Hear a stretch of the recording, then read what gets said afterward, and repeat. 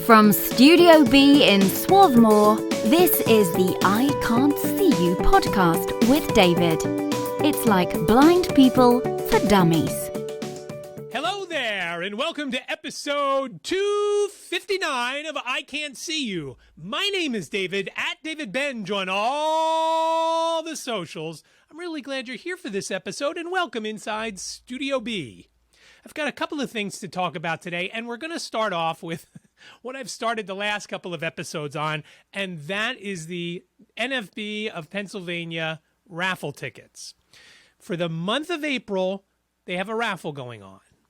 And in case you haven't joined us, we are selling tickets that goes for the entire month, from the 1st to the 30th. A $5 ticket gives you 30 chances to win. If you win from Sunday through Friday, you win $50. If you win on a Saturday night, you win $100. So it's well worth it. As I've said before, I've won a few times over the last few drawings, and every time I say that, I cringe because that now means I probably will not win this year. I usually buy $100 worth of tickets. That's 20 tickets. And like I said, I've won, I believe, every time for the last 3 times they've done the drawing. They do it in April and October. We did miss a time or two during COVID. But again, tickets are $5. If you're interested, please contact me via email, iCantCUpodcast@gmail.com. We can take the payment. I could take it on Cash App, or if you do Venmo, Liz has a Venmo account. We will fill out your ticket. I'll send you a picture of the filled out ticket. Obviously, you're going to have to send me your name and address and phone number. So when you win, the NFB of Pennsylvania sends you the check. And you get a check usually within a week or two of the end of the month. So sometime in May, you'll get a check if you win, and you will win because somebody's got to win. There's 1,000 numbers. You've got a 1 in 1,000 chance if you buy one ticket. I was telling Alex today he had a 6 in 1,000 shot because he bought 6 tickets. So again, please, if you can do it, I'd love for you to buy a ticket or 2 or 7 or 10 or whatever you can do. It goes for April's drawings, for April's raffles. They go to the general fund. October's raffle goes to the scholarship funds, where we issue a scholarship or 2 each year to college students, obviously for tuition. So again, reach out to me, iCantCUpodcast@gmail.com. Now, if you saw me last week in episode 258, I was holding a ticket, and that ticket, Alex ended up buying that ticket. Not that he knew that he was buying that ticket, but he bought 6 tickets, and that happened to be one of them, number 997. So you can follow along to see if Alex wins. But I'm always amazed at things that I do. I was talking about the ticket, and I was holding it in my right hand, and then I looked at it as if I were reading it. I couldn't see any of the writing on there. And I was wondering, as I was doing this, as I was watching the video, I'm thinking, just like in the fantasy football draft, the Blind League fantasy draft from a few years ago, the Yahoo documentary, I believe the cover of the documentary has a picture of me and several other people, and I am looking down at my phone like I can actually see it. I can't see what's on there. And I just think it's funny that people, if you don't know me and you're watching this video, you're thinking this guy is looking at his ticket or looking at that ticket. And I can't see it. I couldn't see it. I couldn't tell that it's 997 until I read it with the app on my phone, Seeing AI. And I just think it's funny that I do that. It just looks like I'm actually reading it. Just like it looks like sometimes Ziggy is watching TV, but a little bit different there. So again, any help you could do, I'd really appreciate it. And I do still have some tickets left. So reach out to me, please, if you're interested. Speaking of apps, Liz and I went to lunch over the weekend to a place called Brio, which is in the Christiana Mall. I was going to pick up my Mac Mini and the accessories that don't come with it when you buy a Mac Mini, because the only thing that comes with a Mac Mini is the power cord. So I bought a new mouse and I bought a new keyboard. But we were having lunch beforehand, and we went to a place, like I said, called Brio, and it was not too busy. It was busy, but not crazy busy, and it wasn't really loud. And Liz started to read me the menu. I said, hang on, let me try something. And I took my phone out and I launched Be My Eyes, And I took a picture of the menu. Now, Liz had read me a good chunk of the menu. One of the things that she read is lasagna, and I love lasagna, and I considered getting it until she told me it had 1,700 calories. I wasn't going to eat 1,700 calories in one meal. Most days, I try not to eat too many more calories than 1,800 or so. Obviously, there's days I go past that, but 1,700 calories for one meal, and this was obviously going to be the bulk of our meal, even though it was a lunch. We were there at lunch. But I took out my phone, I took the image, and I listened to what it said. Now, Be My Eyes only read a few things from each section of the menu. Now, the cool thing about Be My Eyes, and Seeing AI for that matter, you can then go and ask it questions. Tell me all the pasta dishes, tell me all the salads, whatever. So I knew that the lasagna had 1,700 and something calories, and I thought, you know what, I'm going to ask it how many calories it had. It couldn't tell me. It said it's not visible. So then I said, how much is it? And I had asked Liz how much the lasagna was, and I don't remember the price. I want to say it was around $20. And it couldn't tell me. It said it was invisible. Then I said, what is in the lasagna? And Be My Eye said lasagna is invisible. Now, it had already read it to me in the initial telling me some of the things that were on the menu. So I took another image.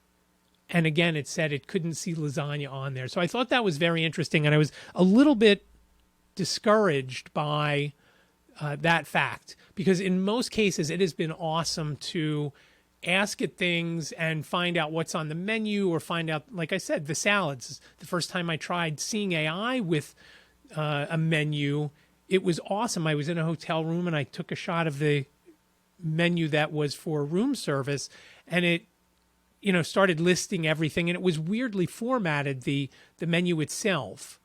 So it was going from one thing to another awkwardly when Seeing AI was telling me. So I finally just stopped reading that part of it, having it read to me. And I just asked it, what are the salads? And it read me the salads, and it told me what was in it and how much they were and so forth. So I was disappointed with Be My Eyes, because that's usually very reliable, usually very descriptive. And again, I'll try more as I go forward with it, but it is a very useful tool.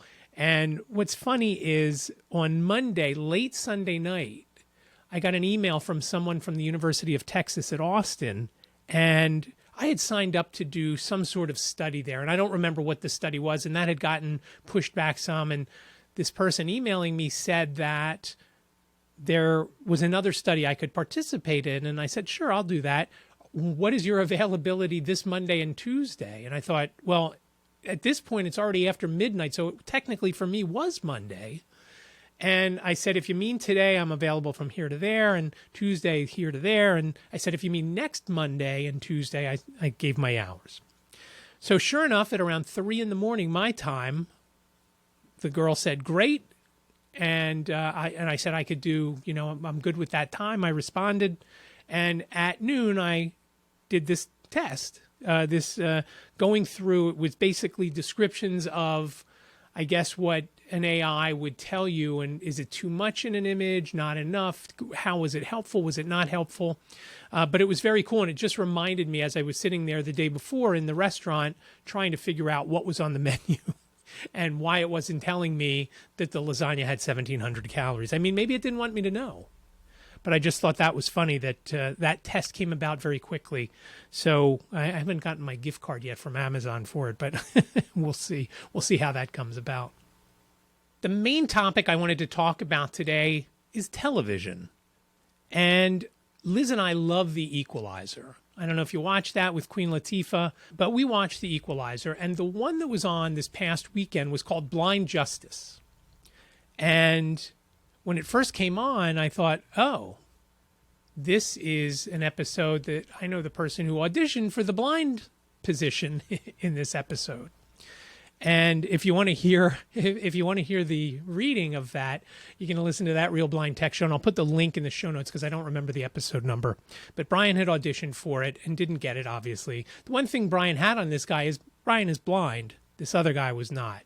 And it was really discouraging to me that they would claim this guy is blind. He didn't even use a white cane. They had one of those walking canes that you would walk with, one of those thick, with the big rubber bottom. And that's what he was using as his quote unquote cane. And it just really bothered me. And it made me think back to the NFB convention a few years ago now. It was before COVID, so it's got to be 5 years ago now, because I want to say it was 2019. It's 2018 or 2019. It was in Vegas. As I get ready to book for this year's convention in Orlando, I still refuse to fly American Airlines because they cost me 3 days of that convention and about $1,000 in not staying in a hotel room that I ended up paying for. So I was thinking about that because there was a resolution that came out of that convention. And it was a resolution that said if you have someone who is a blind character in a show, movie, whatever, that should be played by a blind person. And at the beginning, I thought, that sounds fairly reasonable. And then a young girl got up, and young in my eyes, maybe not even in Jane's eyes, probably late teens, early 20s. And she said, if you put that resolution in, we're never going to get any other roles. None. Because we're only going to get the blind roles if we get them. And I thought, she's right. And I was sitting next to Lisa. I don't remember if Liz was still in the room at that point. Not that Liz could have voted. But it got shot down. I mean, it was it was terrible. God, I don't remember what the final tally was. But nobody wanted that. Everybody was, hey, if it's a blind character, we got to play the blind. I mean, it's acting. Yes, I get it. Sighted people can play blind people. But a blind person should be able to play a sighted person. I'm not saying they should jump behind the wheel of a car and drive around doing all sorts of tricks. But the character that was played by this guy, and this guy does have some eye issue. And I don't remember what it was. Liz read me his IMDb page. And so he does have something, but he's not blind. It never mentioned blind on his IMDb page. And it just wasn't right the way they gave the typical, when they portray blind people, they do one of two things. They either Mr. Magoo'em or they go the other way and he can hear everything and sense everything and know everything, but except see anything. And that's what this guy was. Some of the clues, I smelled this and I smelled that, and you must be a boxer because I can tell by your breathing you got a deviated septum. Okay, come on, we all have superpowers, right? I don't know what mine is, by the way. I'm still waiting for it. But I just thought it was again the typical character that the way they portray blind folks on TV, and the fact that the guy wasn't blind. Bothered me, and the way they portrayed him bothered me. Sticking with CBS, again, Brian and I have gone back and forth about things that are audio described, and it's funny how we love a lot of the same shows. We both love the FBI, different FBI shows. We love SEAL Team, which I guess isn't on CBS anymore. It's on Paramount. We talked about another one that The Equalizer. I'm pretty sure he watches that. And Tracker. He started watching Tracker. Now, Liz and I watch Tracker, and Liz and I watch The Equalizer together. So that's my audio description on those shows. So I can't gauge that. Oh, SWAT was the other one. Liz doesn't watch SWAT. Liz doesn't watch the FBI's. And so when I started watching SWAT, when the season started a few episodes ago, I thought, you know what? I'm going to watch it on Paramount and see how it is. The difference between watching it on Paramount and watching it on CBS on the DVR is probably 10 or 12 minutes difference, because I've got to sit through commercials on Paramount. On the DVR, I just fast forward through them. But I wasn't sure that it would have audio description on CBS, so I didn't even bother to try, because it's a rigmarole that you've got to go through to set it up. Now, I can leave part of it on, and it doesn't affect the audio, but to go in, it's not easy for me to do. And sometimes, depending on how my vision is, I sometimes need help to get to where I need to be to turn it off and on. And it's basically turning on the last step is turning on the separate audio program, the Spanish track. I don't know where the Spanish is, but it's usually AD on that channel. And so I had watched SWAT with audio description, and I didn't really need it. I don't remember what the episode had, what was going on in the episode. I mean, there were some subtitles, which obviously I couldn't read, so that was helpful. But for the most part, I could kind of tell what was going on. After watching that, Brian and I had been talking, and he said, the FBI's have audio description. I said, I'm going to see. I have one on the DVR. And he had watched it on, I guess, Paramount Plus. So I put on the DVR. I don't remember which one it was. And I turned the audio to the separate audio program. And instead of having great audio, now the audio description and all the audio on Paramount Plus sounded great. It was the regular audio just with additional commentary about what was going on, whether it was reading subtitles, whether it was whatever. When I put the audio description on the DVR show, the FBI show that I had on, all of the sound disappeared except for from one side and one half of that side of speakers. The audio description, the soundtrack, and the dialogue were all just coming out of one side and one part of my speaker, of my TV. It was horrible. The audio quality was horrible. So why do we have to pay that price when we're getting it through CBS? It's clearly on there. It wasn't different from the audio that was on Paramount Plus. Why did we have to listen to that horrible sound? And I was talking to Brian a couple days ago, and he went to watch, I don't remember if he said episode 2 or episode 3 of FBI, no audio description on it. And I don't remember, or I kind of think I actually know he was watching on Paramount. So why is it that one episode has it, one episode doesn't have it? It's very inconsistent, and I don't know how they would deal with that. What if they did closed captioning only on some shows? Maybe episode 1, 7, and 10 have closed captioning, all the others don't. Would people be mad? I'm kind of thinking they would. But why is there, just like with the way the blind person was portrayed in that episode, why is it okay to have the audio description as crappy as it was on CBS? Are they trying to force you to get Paramount Plus and pay that money each month? Or is it not even that bad? They just, is it worse? They just don't care. And that's the answer, or I don't know what the answer is, but something's just funny and it just doesn't seem right. So I'm curious to see moving forward once FBI's come back on and see if they have audio description. I watched all of them without audio description. I was watching an episode of SWAT that had people speaking Japanese, a lot of subtitles. I didn't turn on audio description or go over to Paramount Plus to watch it because, you can't fast forward through those commercials. You can't, once you get to a commercial block, you got to stay and watch those, and then you can fast forward through the programming. At this point, I was, into the show enough that I didn't want to take it back and start all over. I also didn't want to turn on the crappy audio description that would have been on my DVR because, again, it was horrible. And I've had on, I think it was 911, where the audio description was so poor, there was even like a tapping sound. And I just don't get what the disconnect is to, hey, blind folks deserve at least decent audio. They can't see what's on the screen. How about some decent audio? And it's on there. That's the thing that's just really bothersome. Everything is good on there. They don't put out bad audio on a TV show.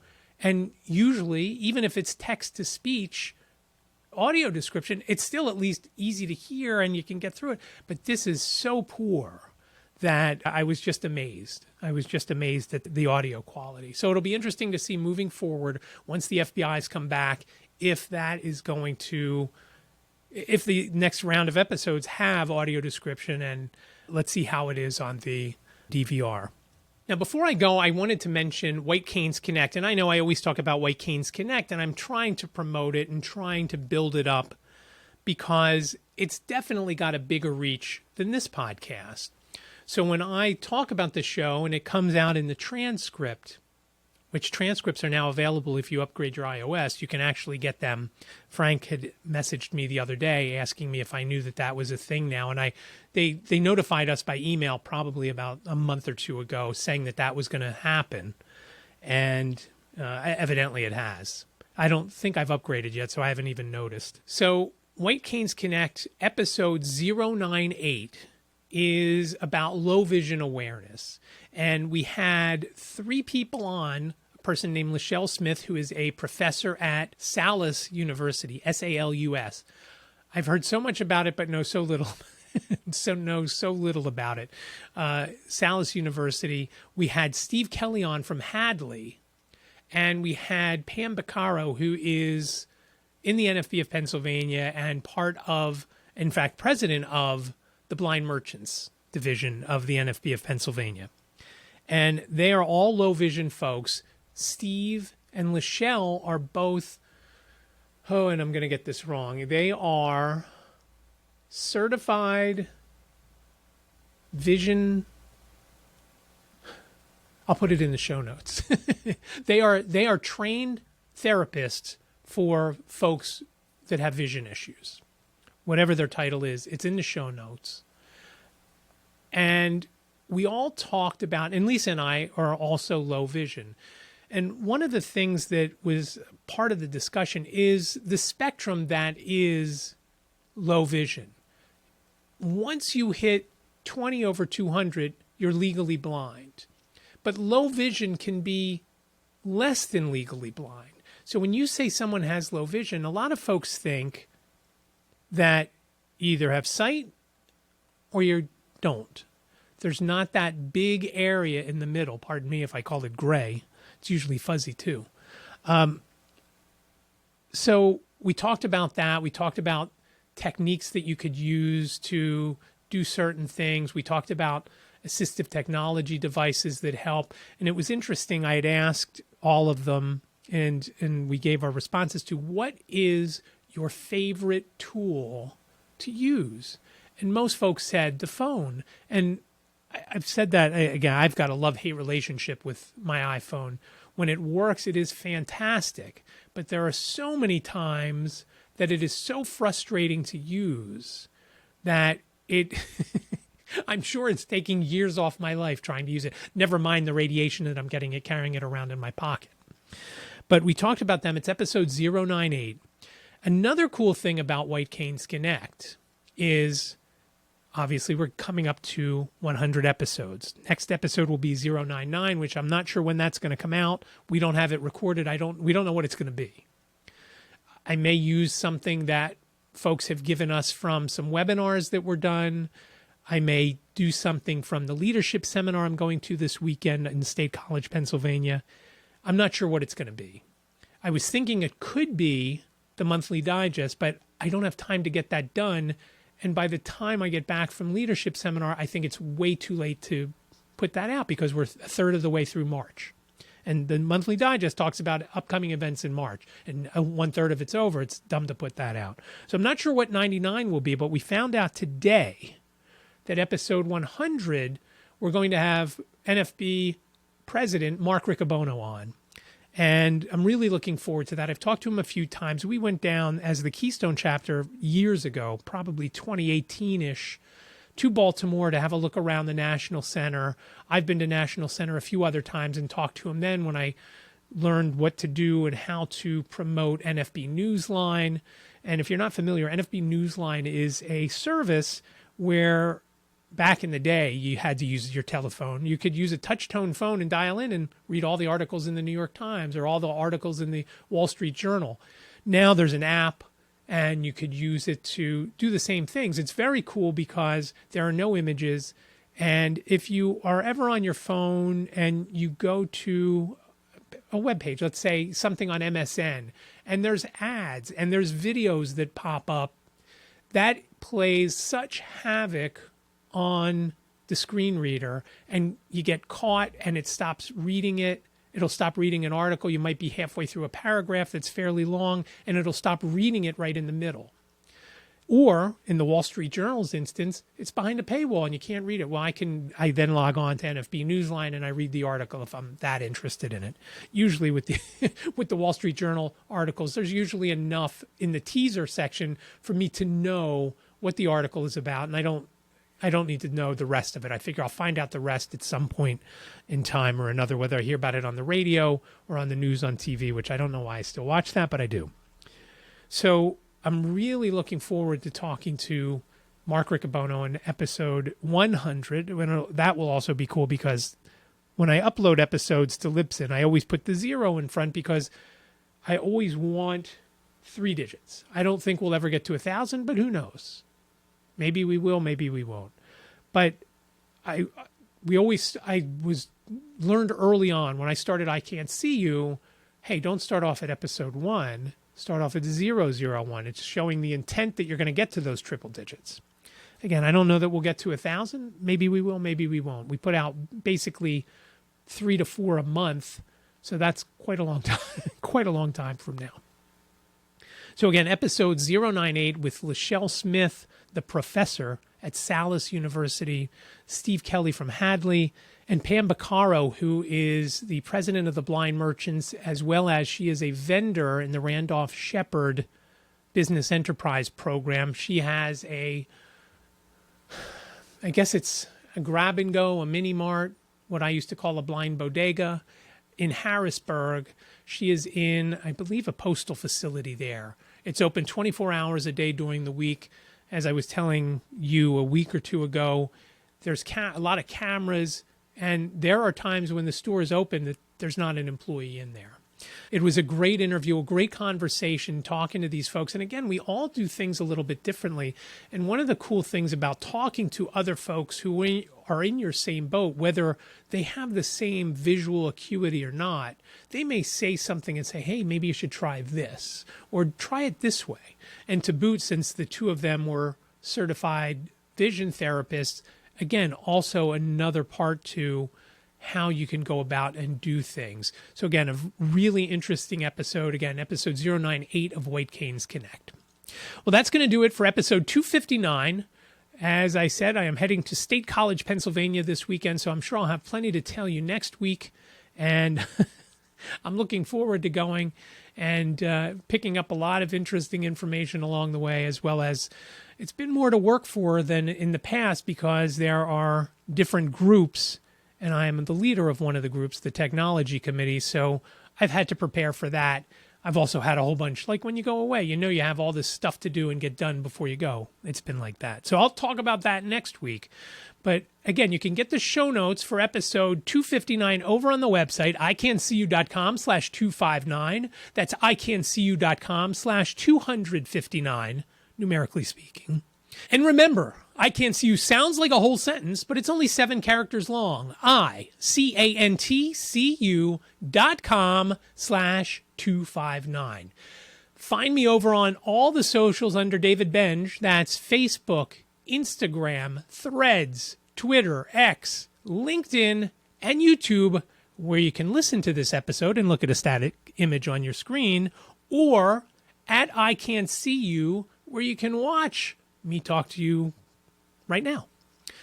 Again, youtube.com/@iCantCU. Got it? Okay. I really do appreciate you listening. Questions, comments, show ideas, please reach out. iCantCUpodcast@gmail.com, iCantCUpodcast@gmail.com, as well as if you want some of those raffle tickets, I'd really appreciate that. You can also phone in your questions, comments, show ideas, what you love, what you hate, anything you've got. Call me up. That's 646-926-6350. Again, 646-926-6350. Again, I really do appreciate you listening to this episode of iCantCU. Be well, stay safe, and I'll talk to you next week. Thank you for listening to the iCantCU podcast with David. Please rate, review, and subscribe to the podcast wherever you listen. And don't forget to share the podcast with your friends.